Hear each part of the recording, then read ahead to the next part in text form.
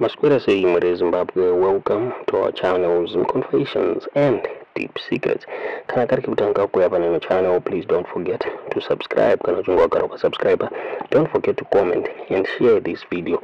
Nasi muri Zimbabwe, takuigira nyaya yanetsa ma supporters Zanu-PF anetsana mu WhatsApp group muri Zimbabwe nomerera akaita zvinhu vamwe vachitaura vachiti nyika yakanaka, the president Vorwirana Nyika zvakanaka, vamwe vakachema vachiti hapana chiri kufamba, parambo nyaya third term shinzi no, Smith was better than the current regime muri Zimbabwe. Hapana kumira mushe, seems as if the older generation inge ichinetsana ne the new generation vachinetsana vachiti Zimbabwe inge yakanaka kudhara, mamiriro aita zvinhu haana kumira mushe muri Zimbabwe. Tingade kuwesta nguva inotira kuti munzwe audio yatakuvigirai muri Zimbabwe vachikweshana masupporters eZanu-PF nemamiriro akaita nyika nemalutiro akuita zvinhu muZimbabwe. Pakaoma muri Zimbabwe. Nzwai audio yemoti zvamunofunga pamusoro penyaya iyi mucomment section. I'm Tuki. Kana muda kutuka, go ahead.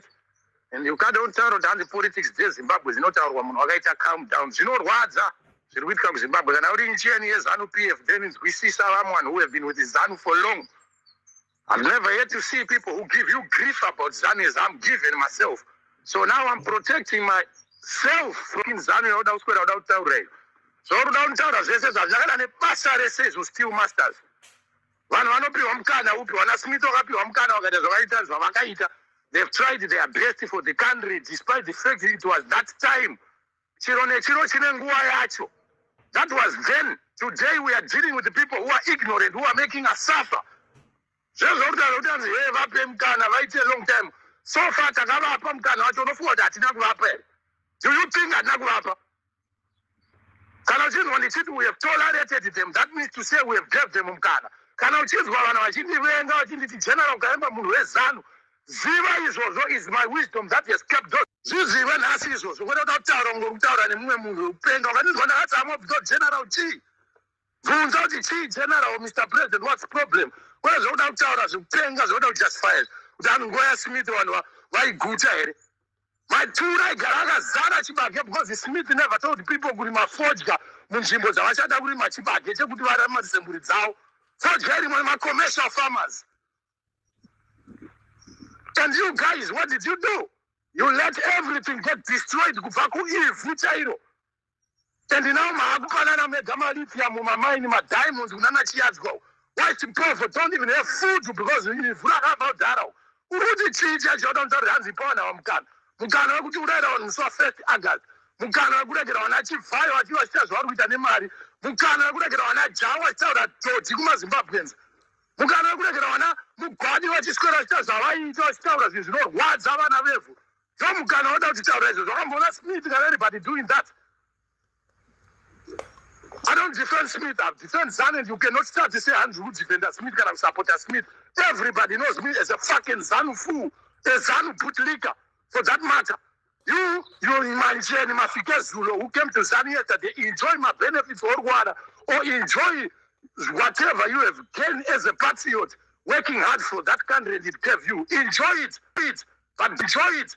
But don't can disrespect people who have sustained that country to be what it is today for you to benefit whatever you are benefiting. Okay? This is some fools. When I don't do that, yes, people used to have whatever they want. What they did not get was the one man, one vote. Masiti Morgutara, Nana first go. They were not allowed to go, now they go. Chichi which one? I would bear up no back with one question, Nana first. One hour would check the rest of them rituals for people to be rich, trying to have a life you are not first go. I will never worry about those things because they were not exposed to those things. Now you got these leaders who expose people, or everybody go to school. You need to become educated. Have you got for those children when they graduate? No. The least Smith never forced anybody to do anything. Never forced you to go to Salisbury University. Now today, what do we have? A government that just sit there with one who pay you future money. Is that a responsible government? There is a lot that is being done wrong. What is all down tell us Zanu. They don't pay guys. Zanu yakafana Mugabe Nana story Nana Ngomo PF. That's when he died. Now he has Zara Matsotsi, opportunist in Zap who just given money to Anyarare. In what the Zanu anachi fire or square of Anamkanya, we are much Zanu Paberes and Tokupai. Wana Jawan Gochan is a go America in prize. People who lie about the Kamedu Munoera. Who did Chigo? Muruda out the Chigo money. What are the answers? Mukana Upi. Mukana Upi, one of people, Mukana, one of them, which is if I'm now. It's misguided. You know, when Smith was ruling the country, people had peace of mind. Yes, he was not the best leader, but people had peace of mind.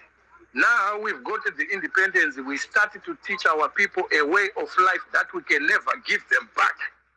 You understand? So when Smith was telling certain people not to do certain things, he knew these things were for white folks from Europe, not black folks. Now today we got problems. Look at everybody trying to eliminate and try to be like a Westerner, driving expensive car, living in expensive houses, wearing expensive clothes, at the expense of suffering poor. So Smith was right in that regard of saying people should be stay in their lane. Yes, it was wrong that time, it was seen as wrong, but it was good for our people's mind, state of mind at the time.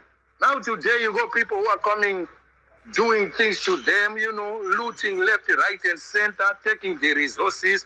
Smith didn't do that. He used these resources to build the country and to do certain things, even if the services was for white folks. But our people benefited for the time that they are doing today when we got our own people leading. That's the difference.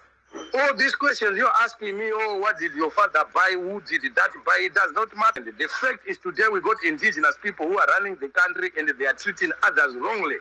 And our people have adopted some cultures that are not theirs. That's why Smith used to say, don't do this. This is not yours.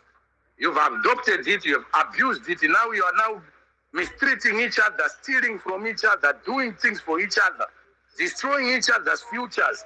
And then you want to keep talking about, oh, Smith and all that. You never see Smith with ministers buying Range Rovers or cars for funny. You never see Smith kind of doing things, millions with the people who would not even give back that electricity to the public. You never see Smith do that. Right now we've got worse people ever than Smith. People who mistreat us, busy buying more car, pachao, still masters, that make you angry.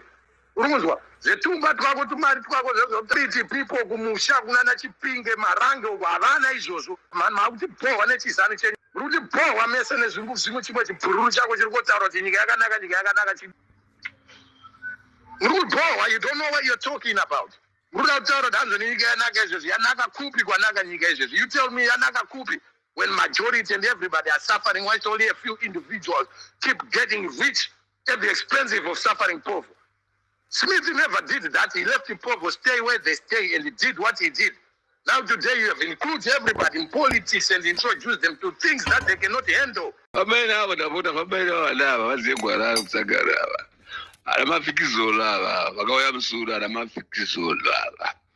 Garamaudza kuti chinodzinzana hapana munhu anga asingachide. Tese takadya chikafu chezanu tikapfeka hembe dzezanu, hapana zvatisina kuita zvese zvaitwa kuzanu.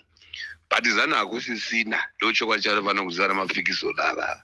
Zanu yakaenda nevaridzi vayo. Izvozvo zvavavaudza izvozvo ndozvandifadza chete.